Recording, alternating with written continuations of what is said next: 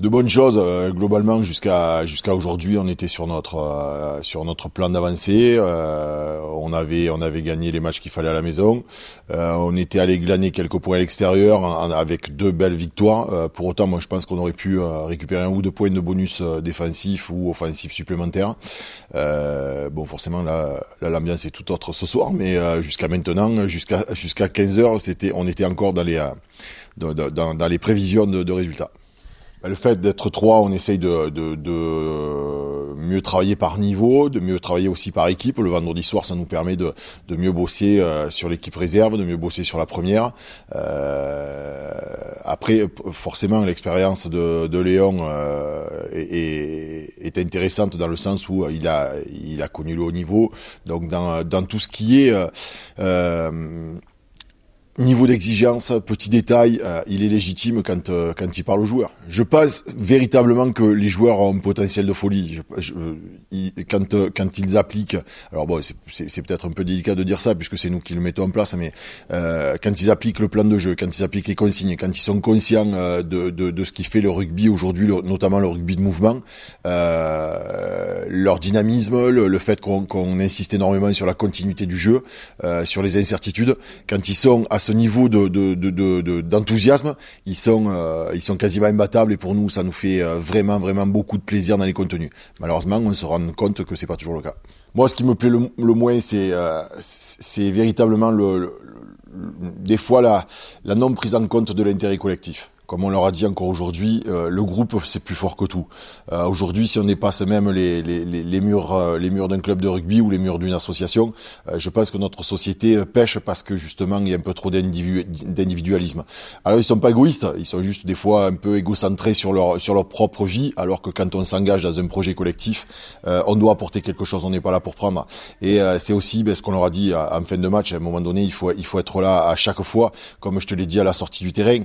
Je veux bien qu'on nous applaudisse quand on fait des belles parties, mais il faut que chacun soit là aussi dans les moments difficiles et c'est à ce moment-là qu'on verra si on est véritablement une grande et belle famille. C'est toujours dans ces moments-là, c'est dans les moments où on est un peu dans le dur, c'est dans les moments où ça pique un peu, qu'on voit la force des gars, la force de ceux qui sont capables d'entraîner les autres avec eux et voir ceux qui viennent picorer. Comme je leur ai dit aussi, le talent, ça s'entretient, la condition physique, ça se travaille, et c'est pas en restant sur le canapé qu'on arrivera à quelque chose.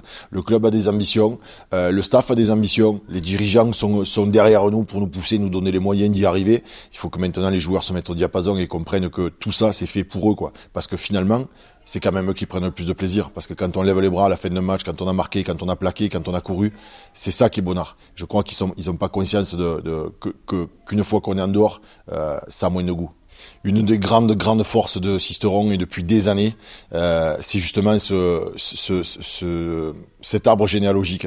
Parce que bon, moi, ça fait quand même quelques années que je suis là. J'ai entraîné des papas. Maintenant, j'entraîne leurs fils. Je vois ces fils-là qui arrivent avec leurs enfants. Ces enfants, ils sont là dans le vestiaire. Moi, pour moi, c'est une richesse de voir mes gamins, leurs gamins qui sont là autour du terrain, qui sont toujours là à jouer au ballon, qui sont entre eux, parce qu'ils sont en train de créer, sans le savoir forcément, mais ils créent des liens qui sont indéfectibles jusqu'à la fin de leur vie. Et si le COS peut en profiter, ça sera de toute façon magnifique pour l'avenir. On sait qu'aujourd'hui, l'argent a beaucoup de place dans l'activité sportive.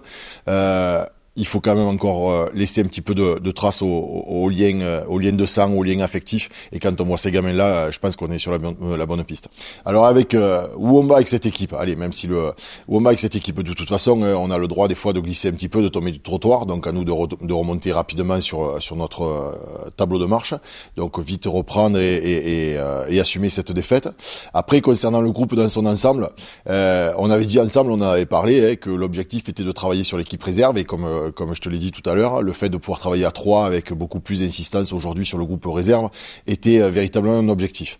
Maintenant, il faut que des fois c'est au-delà de l'aspect technique, c'est au-delà du sportif. Il faut aussi que les gars qui jouent à 13h30, ils aient confiance en eux, ils aient conscience du poids qu'ils représentent. On parlait des jeunes il y a 2 minutes.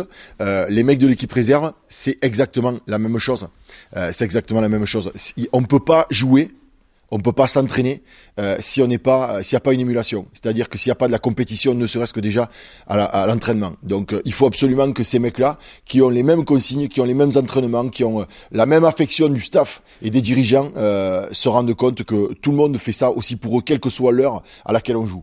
Donc maintenant, il faut arrêter de se cacher derrière son petit doigt ou un peu plié, c'est encore ce qu'on leur a dit aujourd'hui.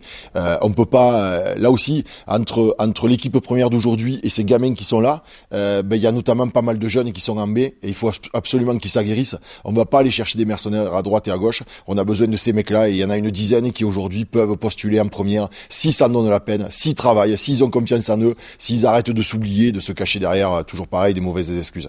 Donc, les gars de la B, si vous voyez ça, c'est ce qu'on vous se dit dans le vestiaire, on le pense le plus sérieusement du monde, quoi. Rien ne peut se faire sans vous. Ok, les projecteurs, ils sont pas toujours éclairés pour vous, ils sont éclairés pour les mecs de 15 heures, mais pour autant, à l'entraînement, c'est vous qui poussez à la rue, quoi. Et aujourd'hui, on a aussi des cadres qui sont atteints par un peu de lassitude, parce que ça fait 10, 12, 15 ans qu'ils sont sur le terrain, qui portent les couleurs, donc on peut comprendre que de temps en temps, ils tombent du trottoir. Mais si justement, il n'y a pas des jeunes pour les pousser, s'il n'y a pas des jeunes pour dire « je suis là, tu peux y aller, papy, c'est bon, je vais prendre la place », on ne pourra pas avancer, il y aura une creux générationnelle, et c'est pas bien, quoi. Alors forcément, derrière, il y a mes collègues des juniors et des cadets qui bossent, les minimes aussi, il y a un super groupe. Mais on doit leur laisser le temps de grandir tranquillement. Ils sont cadets, ils sont juniors. Par contre, ceux qui sont en B, ils sont seniors. Donc eux, il faut arrêter de se cacher.